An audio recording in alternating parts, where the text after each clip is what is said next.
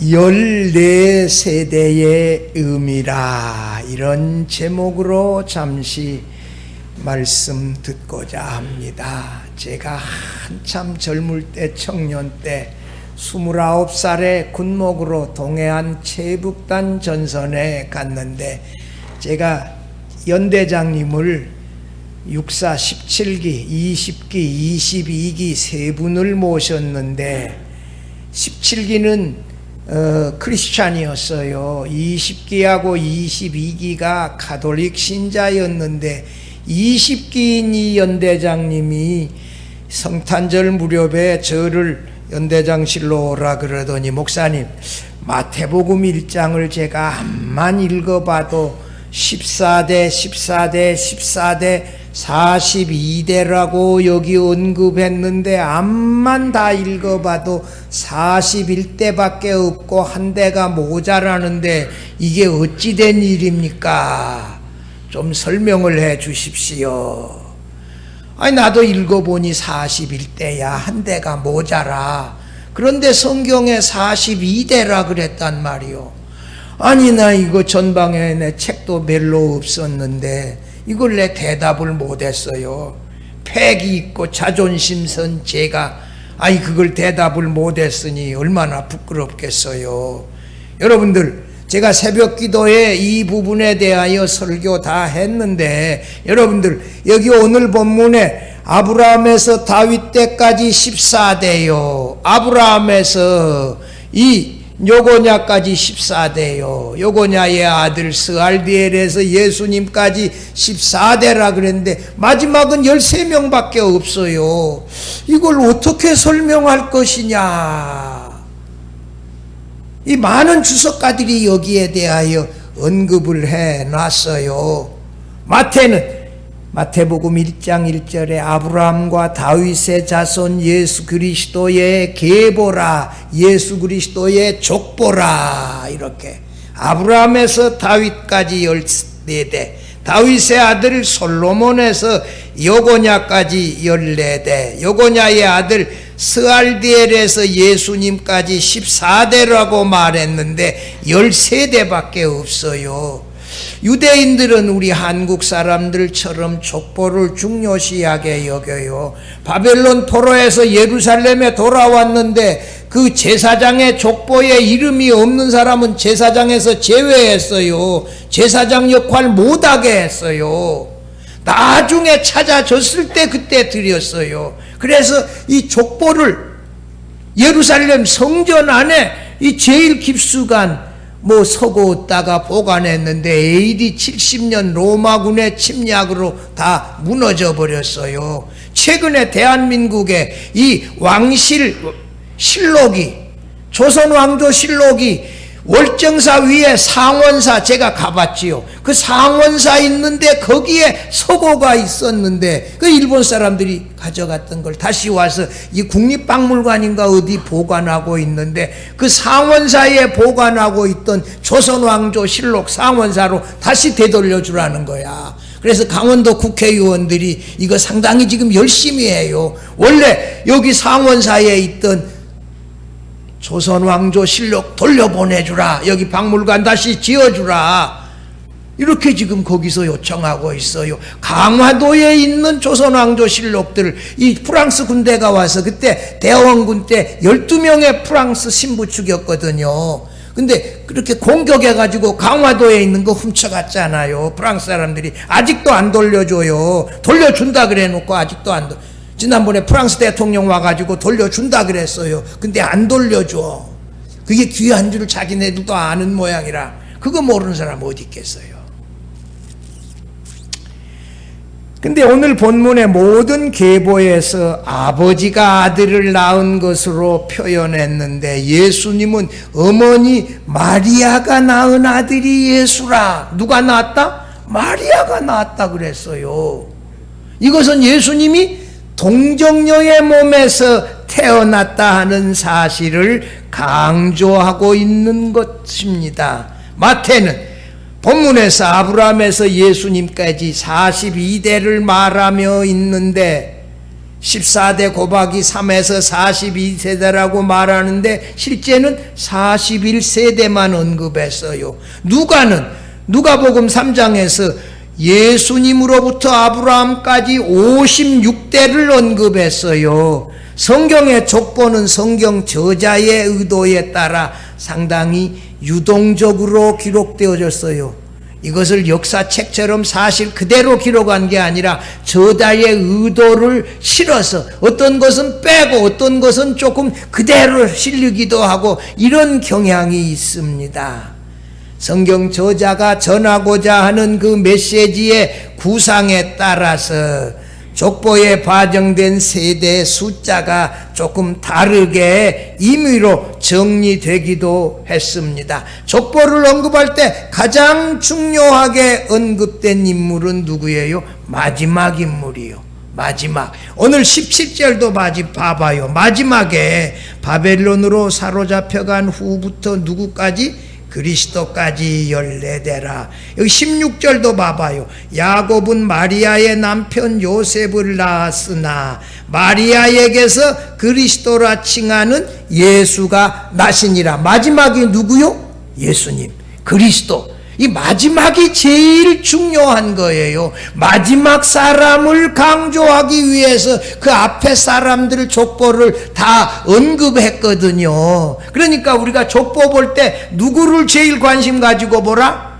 마지막 사람을 누구로 언급하고 있는가? 이것을 우리가 주의 깊게 보아야 하는데요. 14세대의 의미가 무엇인지 말씀을 들으며 함께 살펴보며 은혜 나누고자 합니다. 첫째로 마태는 14세대의 정확한 의미를 알리려고 마태복음 1장을 기록했어요. 이 17절은 1절에서 16절까지의 요약이기도 해요. 사무엘하 7장 12절에서 16절 자세하게 봐봐요. 내 수완이 차서 내 조상들과 함께 누울 때에 제가 색깔을 달리 했지요.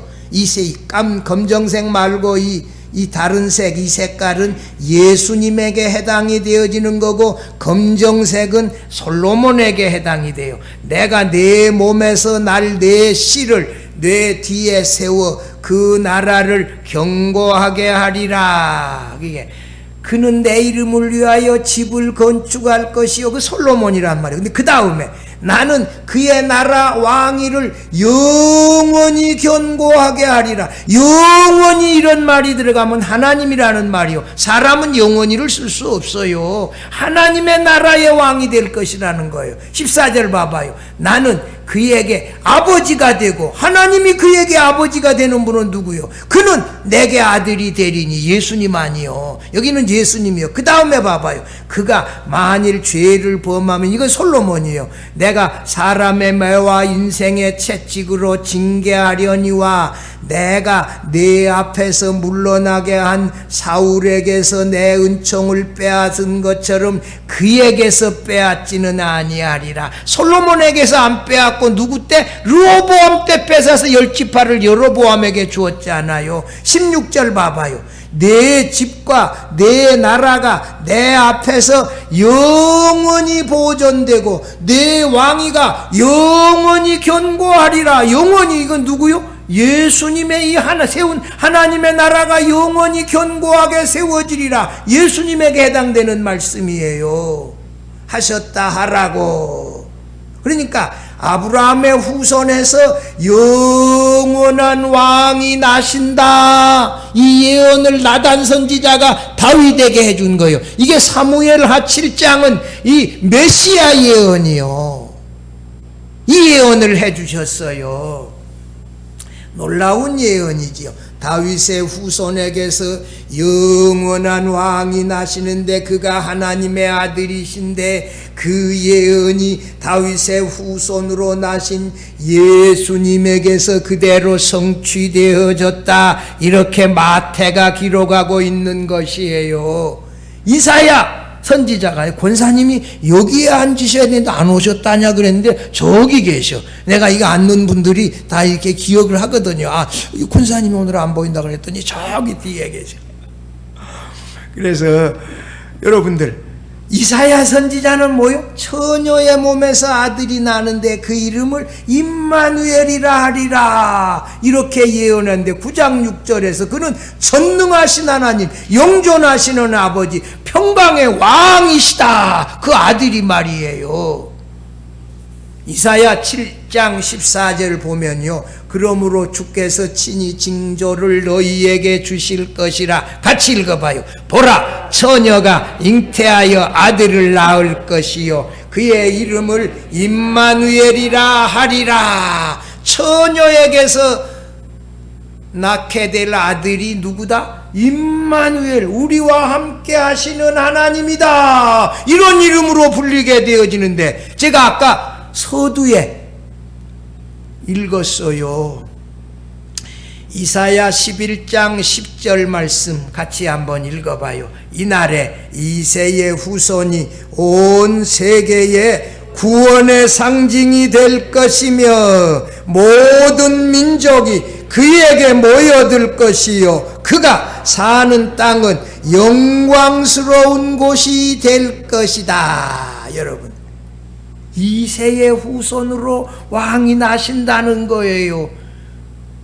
그를 통해서 모든 사람들이 몰려들고 구원받게 되어지고 그가 태어난 곳, 그가 살았던 그곳이 영광스러워. 예수님의 발걸음이 멈췄던 곳곳마다 애굽의 교회가 세워져 있어요.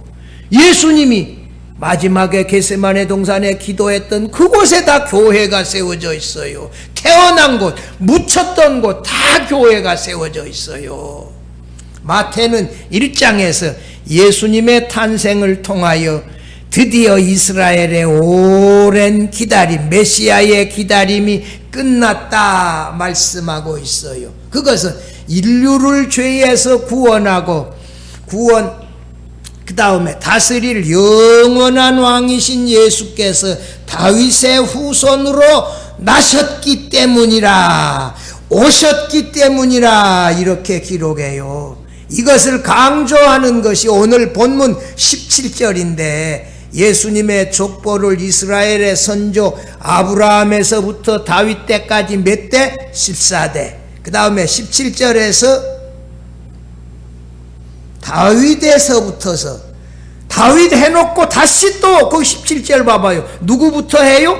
다윗부터 그의 후손이 바벨론으로 끌려가기 전 요시야까지 14대. 그 다음에 여고냐는 포로 생활의 시작에서부터 예루살렘으로 돌아와 예수님에 이르기까지 14대다. 14대 14대 14대 42대로 정리하고 있는데 이 구약의 기록에 따르면 아브라함부터 예수님까지 14대 14대 14대가 아니에요. 마태는 의도적으로 14대를 강조하며 14대를 3회 걸쳐 기록하고 있어요.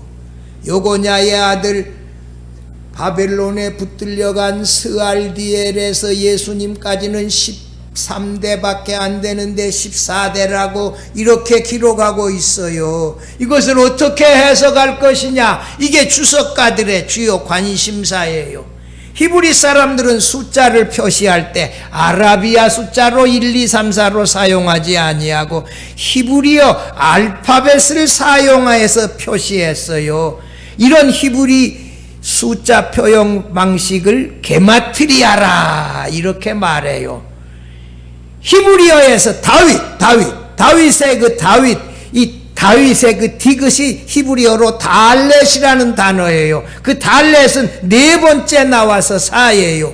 그 다음에 바브는 여섯 번째 나오니까 6이에요. 다시 달렛은 4번이니까 이거 4 플러스 6 플러스 4 하면 얼마가 된다? 14가 나온다. 이 14는 다윗의 이름에서부터서 나왔다. 그럼 모음은 후대에 첨가되어졌기 때문에 숫자에 포함하지 않아요. 마태는 예수님의 족보를 14세대를 3차례에 걸쳐 사용해서 무엇을 강조해요? 예수님은 참으로 다윗의 후손으로 오신 이스라엘의 영원한 왕이심을 강조하고 있어요. 이 14대 속에 뭐가 있다?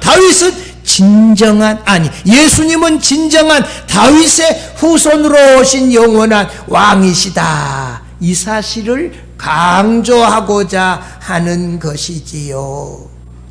이스라엘이 그토록 기다리고 갈망했던 영원한 왕이 바로 다윗의 후손으로 다윗의 고향 이 베들레헴에서 나신 아기 예수님이다 하는 사실을 강조하지요. 예수님이 처녀의 몸에서 나시되 다윗의 후손에서 나신 영원한 왕이시고 전능하신 하나님이시다. 여러분, 마태는 아브라함에서 다윗까지 2절에서 6절 전반절까지 약한 14대 750년 정도의 기간을 거기 봐봐요. 거기 아브라함에서부터 다윗까지 여기 처음이니까 한번 세어보자고. 아브라함, 이삭, 야곱, 유다, 베레스, 헤스론, 람, 아비나답, 나손, 살몬, 보아스, 오벳, 이세, 다윗. 몇 사람이요? 14사람이요. 이건 족보에 여기 2절에서 6절 초반까지 나와요. 그 다음에 11절, 6절 후반절에서 11절까지 다윗의 아들 솔로몬에서부터 시작하여 요시야 여고냐까지 14대예요. 근데 12절에서 16절까지 여고냐의 아들 스알디엘에서 예수님까지 딱 세어보니까 몇 명이다? 13대다. 그런데 마태는 이것을 14대라고 이렇게 언급하고 있어요. 열왕기에 솔로몬에서부터서 바벨론에 끌려가는 여고냐까지가 열왕기에는 17대로 기록하고 있어요. 근데 열왕기에서 기록하고 있는 왕들 중에 아하시야, 요아스, 아마샤 3사람은 건너뛰고 생략해버렸어요. 마태가 역사적 사실을 부인하거나 왜곡하고자 하는 것이 아니라 특별한 의도를 가지고 3대를 생략하고 14대만 선택적으로 기록했다. 왜? 예수님을 다윗의, 아까 14는 다윗의 이름에서 나온 숫자다. 이 다윗의 후손임을 강조하기 위하여 10세대만을 기록했다. 아브라함에서부터 예수님까지 42세대인데 41대만 이름이 기록되어져 있다. 그런데 누가복음 3장에서 예수님에서 아브라함까지가 족보가 몇이요? 56대를 기록했어요. 이 42대인데 마태에서는 누가는 뭐요? 56대나 기록했어요. 누가는 예수님에게서 다윗까지 42세대를 언급해요. 반면에 마태는 다윗에서 예수님까지 28세대밖에 언급 안 해요. 그리고 27명만 기록했어요. 이 성경 저자가 강조하고 있는 그 의미에 따라서 유동적으로 정리하는 경향이 있다. 근데 성경 족보에서 아까도 말씀드렸지만 마지막에 언급되어지는 인물이 가장 중요하고 의미가 있다는 것이에요. 여기에 대한 이 주석가들의 여러 가지 해석이 있어요. 첫째, 주석가 핸드릭스는 아브라함에서 다윗까지 14대, 솔로몬에서 여고냐까지 14대, 마지막 여고냐를 2번 반복했어요. 그래서 14대라는 거예요.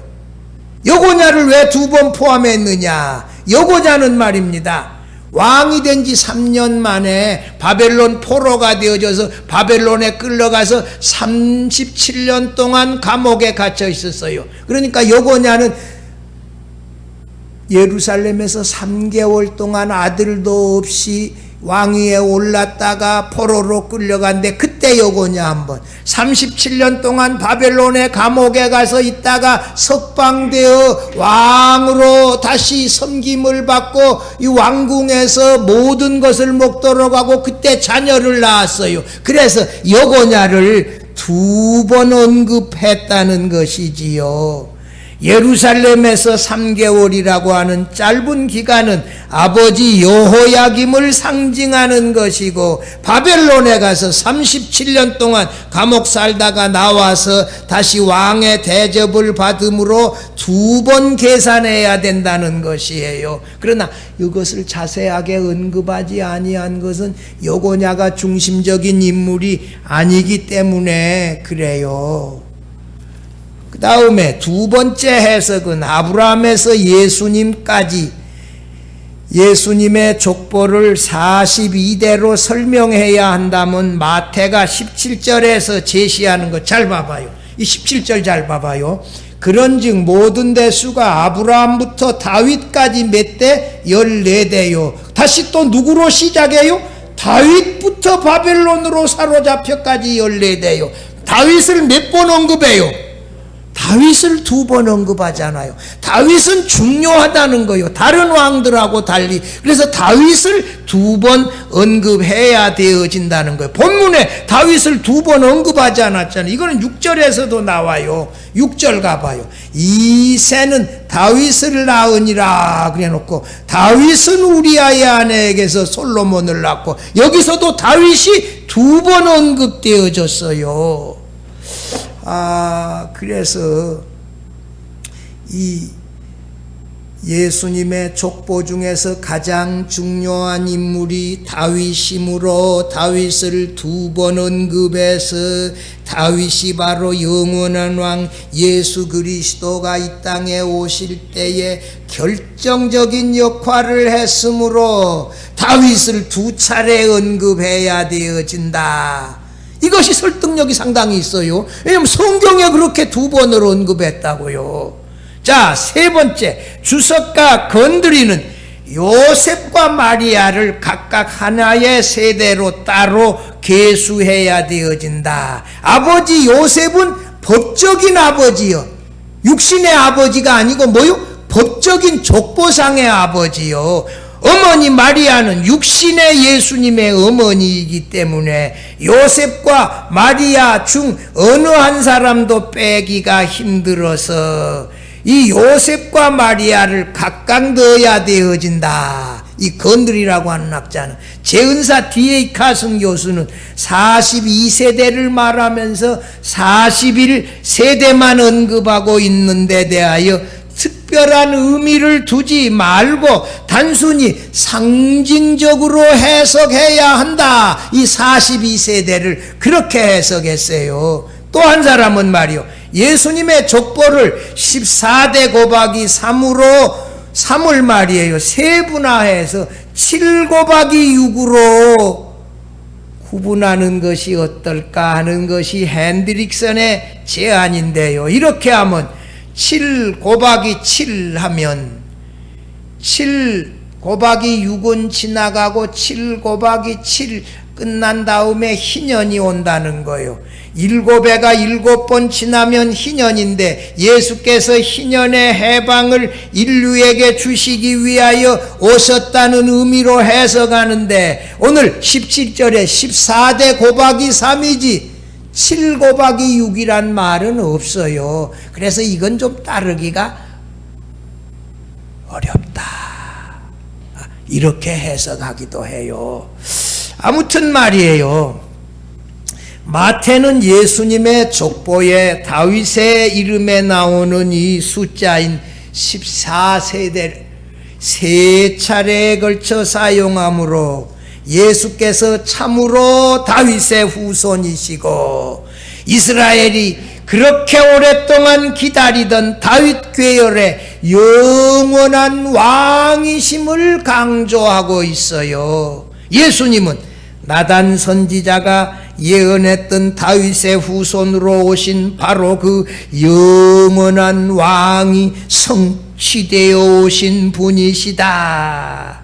이스라엘이 그렇게 오리라고 갈망하고 기다리던 영원한 왕이 바로 다윗의 후손으로 이 땅에 나신, 베들레헴에 나신 아기 예수시다. 이 사실을 강조하고 있다는 거예요. 예수 그리스도께서 다윗의 후손으로 오신 영원한 왕이시고 하나님의 아들이시고 임마누엘이시고 자기 백성을 그들의 죄에서 구원하여 하나님 나라의 백성으로 삼아주시고 영원한 왕으로 영원히 우리를 다스리고 주장하고 계시는 하나님이시다. 그 하나님으로 오셨다. 그 사실을 강조하고 있다는 것이지요.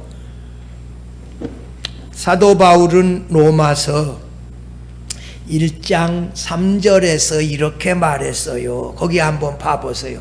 그의 아들에 관하여 말하면 육신으로는 다윗의 혈통에서 나셨고, 바울이 로마서 1장 3절에서 예수님을 누구 혈통에서 나셨다? 다윗의 혈통에서 나셨다. 바울 사도가 디모데후서 2장 8절에서도 뭐라고요? 다윗의 씨로 죽은 자 가운데서 다시 살아나신 예수 그리스도를 기억하라. 다윗의 후손으로 나셨다가 죽으셨다가 다시 살아나신 분이 누구다? 예수 그리스도다. 사도 요한은 요한계시록 22장 16절에서 부활하신 예수님을 가르쳐 뭐다 나는 다윗의 뿌리요 자손이니, 예수님이 자기 자신을 누구라고? 다윗의 뿌리요 다윗의 자손이니 라고 기록했다는 것이지요. 예수 그리스도께서 이 땅에 다윗의 후손으로 나신 놀라운 역사는 우리 하나님의 놀라운 섭리 가운데에 하나님의 계획을 따라서 이루어졌다는 것이지요. 이것은 먼저 요셉과 마리아, 이 요셉은 의로운 사람이라 내 아내 마리아 데려오기를 두려워하지 말라. 요셉은 그대로 천사의 말에 순종했어요. 가브리엘 천사장이 마리아에게 나타나서 주께서 너와 함께 하시도다 말씀했을 때 이런 징조가 어쩌미니까? 주의 말씀대로 이 천한 계집종이오니 주의 말씀대로 이루어지니이다 하고 이 아기 예수가 마리아에게 잉태되어진다라고 했을 때 마리아가 순종해요. 요셉과 마리아는 뭐하는 사람이다? 순종하는 사람이다. 하나님의 말씀에 순종하는 사람인데 이 순종하는 이 사람, 이 커플을 세워서 예수님을 태어나게 하셨지요. 참 놀라운 사실이죠. 로마 황제 가이사 아우구스토가 로마 제국에 있는 모든 사람들은 자기 본적지에 가서 호적을 하라. 그 명령에 따라서 요셉과 마리아는 그들의 고향 어디요? 본적 어디요? 베들레헴에 가서 아기 예수를 낳게 되었잖아요. 미가 선지자가 작은 고을 유다 땅 베들레헴에서 아기 예수가 태어날 것이라는 예언의 말씀을 성취하기 위하여, 당시 말이에요, 베들레헴의 인구는 얼마다? 1000명이래. 1000명. 그런 거기 가서 아기를 낳게, 이것을 이렇게 낳는 데는 로마의 황제 가이사 아우구스토의 호적 칙령 때문에 그렇게 되어졌어요. 하나님이 가이사 아우구스토도 사용하셨어요. 헤로드 왕이 베들레헴에 나신 아기 예수를 죽이려 그래요. 2살 이하의 사내 아이들을 다 죽였잖아요. 그때 요셉을 보고 천사가 내 아내 마리아와 예수님을 데리고 애굽으로 내려가라는데 그 밤에 짐 싸질머지고 나귀 타고 그 밤에 가요. 낮에 안 가고. 대낮에 가면 여러분 사람들이, 동네방네 사람들이 볼까 안 볼까요? 보고 어디로 갔는지 다 말해줄 거 아니에요. 그러면 끝까지 추적해 갈 거 아니에요. 그래서 요셉이 보면 그 밤에 천사의 지시를 받아 마리아와 이 아기 예수를 데리고 그 밤에 애굽으로 약 한 130km 정도 되어지는 먼 거리를 그 밤에 피신하여 가는 거예요. 이것은 애굽에서 내 아들을 불렀다, 이 말씀을 성취하게 하기 위하여 애굽으로 보냈다가 제2의 새로운 모세로 예수님을 구원자로 부르시게 되어지지요. 하나님은 로마 황제 가이사 아우구스토도 이용하지만 헤롯도 하나님의 말씀이 성취되는데 이용하신다고요. 이 땅이 누구 중심으로 다 이게 지금 엮어지고 이끌어지고 지나가고 있다? 하나님 중심으로. 하나님이 역사의 대주제자세요. 하나님이 역사의 주관자세요. 우리 마음대로 되어지는 게 아니요, 누구 마음대로, 누구 뜻대로, 하나님의 뜻대로 역사는 가고 있어요. 지금 대통령 후보한다는 사람들이 지금 참 망신스럽고 둘 다 참 그래요. 좀 부끄럽고 그러는데 사과를 하려면 제대로 좀 해야지. 사과 하나도 제대로 못하고 얼렁뚱땅 구렁이 담 넘어가는 식으로 하고, 그래가지고 어떻게 솔직담백하고 이 공정과 상식은 어디로 갔어요?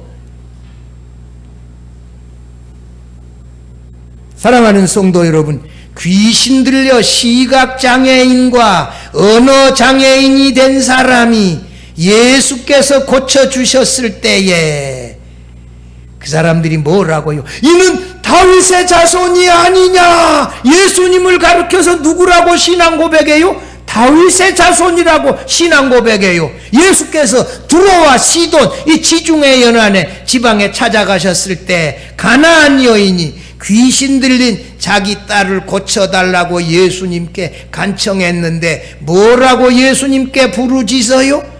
주 다윗의 자손이여 나를 불쌍히 여기소서. 여러분 가족 가운데 귀신 들려가지고 힘이 황소같이 세고 이렇게 해가지고 도무지 어떻게 해볼 수 없는 이런 상황이 벌어진다면 이게 간단한 일이 아니요. 내가 어떤 사람 귀신 쫓아내려고 일주일 동안 헤맨 적이 있어. 일주일 동안 기도하고 하루 가서 한 번에 가서 3시간씩 싸웠어. 이게 그냥 피를 말라요. 이게 귀신 들린 딸에게서 귀신 고쳐나기 위하여 예수님을 향하여 뭐라고요? 주 다윗의 자손이여 나를 불쌍히 여기소서라고 소리치고 간청했는데 고침을 받았을 때 예수님이 이 가나안 여인 보고 뭐라고요? 내 믿음이 크도다. 예수님을 가르쳐서 누구라고? 다윗의 자손으로 오신 분이여. 이런 믿음을 귀하게 예수님이 보시고 고쳐주었어요.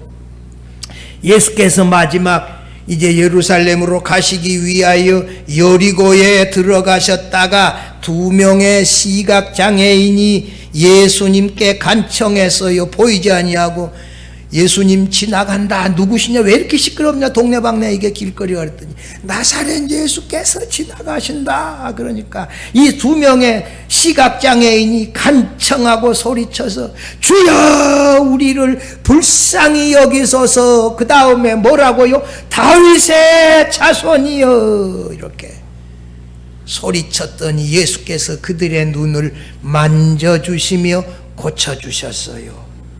이게 다 마태복음에 나오는 내용인데 마가복음 10장에 보면 말이에요, 여리고에 예수께서 지나가셨는데 사람들이 이게 구걸하는 시각장애인 바디메오가 있었는데 동네 사람들이 시끌벅적하고 왜 이러냐 그랬더니 나사렛 예수께서 지나가신다. 그러니까 그가 예수님을 향하여 소리쳐요. 뭐라고 소리쳐요? 다윗의 자손 예수여 나를 불쌍히 여기소서. 바디메오가 뭐라고요? 다윗의 자손 예수여 나를 불쌍히 여기소서. 제자들이 야 시끄럽다 조용히 해라. 더 크게 다윗의 자손 예수여 나를 불쌍히 여기소서. 예수님 저 소리치는 사람 데리고 오라 그래요. 그래 내가 내게 무엇 하기를 원하느냐? 예 제가 보고자 합니다. 이렇게 말씀했더니 예수님께서 이 바디메오 보고 뭐라 그래요? 내 믿음이 너를 구원하였느니라 말씀하시고 눈을 뜨게 했어요. 여러분 이 고침을 받다는 동사 가운데는 구원하다는 뜻이 있어요. 내 믿음이 너를 구원하였느니라. 소경 바디메오가 구원도 받고 눈도 뜨는 기적을 덧입었는데 어떻게 해서요? 다윗의 자손 예수야. 나사렛 예수가 다윗의 자손으로 오시는 영원한 왕이십니다. 이 사실을 믿고 예수님을 다윗의 자손 예수여, 영원한 왕이시여, 나의 구세주시여, 나의 눈을 뜨게 해주세요. 나의 문제를 해결해 주세요. 나를 구원해 주세요. 이렇게 소리친 것이에요. 여러분, 유대 땅 베들레헴에서 마리아에게서 나신 이 아기 예수가 바로 다윗의 후손에서 오리라고 하는 바로 그 영원한 왕이십니다. 하나님의 아들이십니다. 이 예수님을 향하여 나의 이 질병을, 나의 문제를 해결하여 달라고 진정한 믿음을 가지고 간청하고 부르짖어 기도할 수 있기를 바랍니다. 가나안 여인처럼 내 믿음이 크도다. 이런 놀라운 축복을 받지 않아요. 예수께서 이 소경 바디메오의 믿음을 보시고 눈을 만져주시면서 내 믿음이 너를 구원하였느니라. 여러분, 성탄의 계절에 유대 땅 베들레헴의 마리아에게 나신 예수님을 다윗의 후손으로 오시리라고 했던 그 영원한 왕이시고 하나님의 아들이시고 나의 구세주이시고 나의 주님이심을 믿으시기를 바랍니다. 그리고 이분에게 기도하십시다. 이분에게 간구하십시다. 어려울 때 사람들 바라보지 말고, 건축원금하고 싶은데 돈이 없어요. 누구에게 부르짖어 기도하자? 하나님께. 지난주일 낮예배 제목이 뭐예요? 교회의 부족함을 채워주시는 하나님. 우리의 문제를 해결해 주시는 예수님이십니다. 이런 예수님을 나의 구주와 주님으로 믿으면서 찬양하고 경배하며 높이십시다. 그분을 나의 주님으로 믿어서 하나님 나라의 백성 되어져서 그분의 다스림을 받으며 당당하게 하나님 나라의 백성으로 살아가는 우리 모두가 되어질 수 있기를 주의 이름으로 축원합니다.